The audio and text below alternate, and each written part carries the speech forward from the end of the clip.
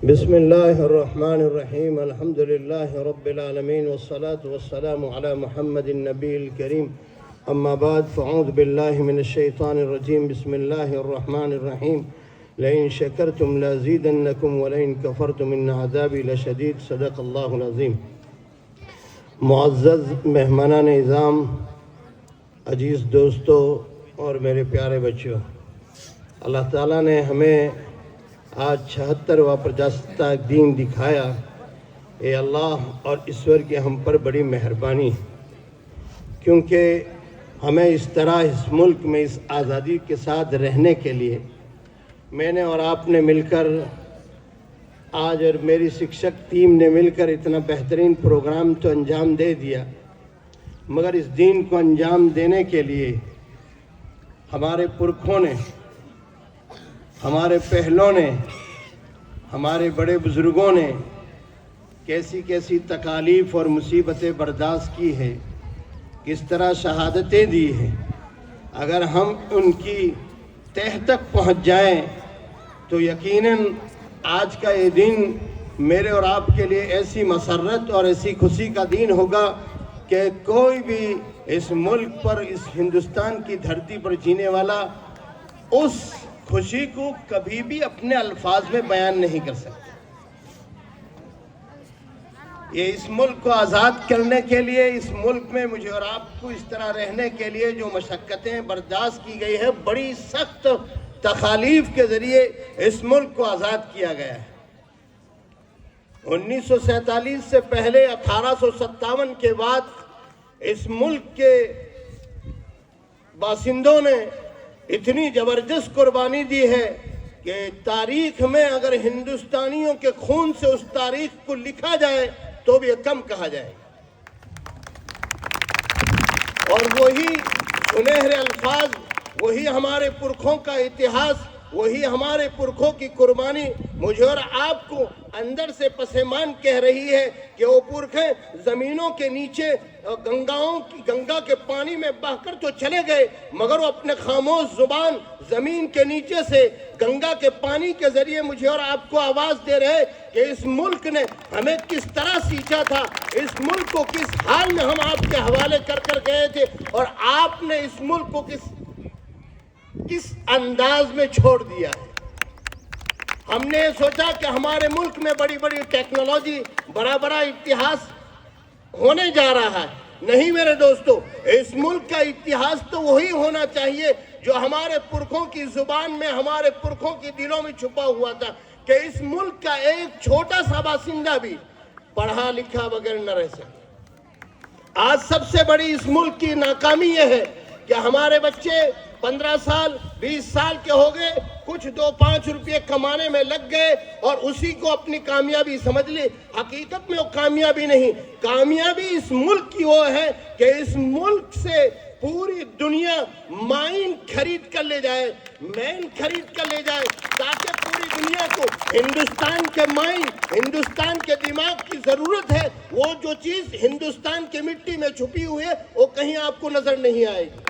یہ گنگا جمنا کی تہذیب جو ہے، یہ اسلام اور ہندو دھرم کی جو تہذیب ہے، آپ ملک کا سفر کیجئے، آپ بمبئی سے، احمد آباد سے، کسی اور ایئرپورٹ سے فلائٹ میں بیٹھیے، آپ کا دل رونے لگے گا. وہ کہے گا کہ میں کہاں جا رہا ہوں. حالانکہ وہ دنیا کی بڑی بڑی سپر پاور، بڑے بڑے ملکوں میں جہاں کی کرنسی بہت بلند ہے، مگر اس کا دل اس طرف جاتے ہوئے بھی پسیمان ہو جاتا ہے. وہ اپنے ملک کی طرف نگاہ کرتا ہے. اس دنیا کے تمام ملک میں رہنے والے ہندوستان کے باشندے جب ہندوستان کا ایئرپورٹ جو سب سے بڑا اس وقت ہے بمبئی میں، وہاں جب اترتا ہے، اس کے چہرے کی چمک دیکھنا ہے تو کچھ چند پیسے خرید کر بمبئی ایئرپورٹ پر، احمد آباد ایئرپورٹ پر، دہلی ایئرپورٹ پر، کلکتہ ایئرپورٹ پر کھڑے رہیے، اور جو ہندوستانی ایئرپورٹ سے باہر نکل رہا ہے اس کے چہرے کی چمک اور دمک دیکھیں گے تو پتہ چلے گا کہ ہماری اس ملک کی مٹی کیا ہے. مگر افسوس کہ اس ملک کے ساتھ میں نے اور آپ نے بڑی بے وفائی کی ہے، اور بے وفائی یہی ہے کہ ہم نے ان معصوموں کو، ان بھلکوں کو بس یہ سمجھا کہ چند جلدی بڑے ہو جائے اور ہمارے پیٹ بھرنے میں کام کے لیے آئے. نہیں، یہی وہ بچے ہیں کہ ہمارے لیے ابوالکلام آزاد بھی بن سکتے ہیں. یہی وہ بچے ہیں جو ہمارے لیے لال بہادر شاستری بھی بن سکتے ہیں، یہی وہ بچے ہیں جو ہمارے لیے سردار ولبھ بھائی پٹیل بھی بن سکتے ہیں، یہی وہ بچے ہیں مہاتما گاندھی، مولانا ابوالکلام آزاد اور بڑے بڑے اس ملک کے ایسے شخص بن سکتے ہیں جس چیز کی ملک کو اس وقت ضرورت ہے۔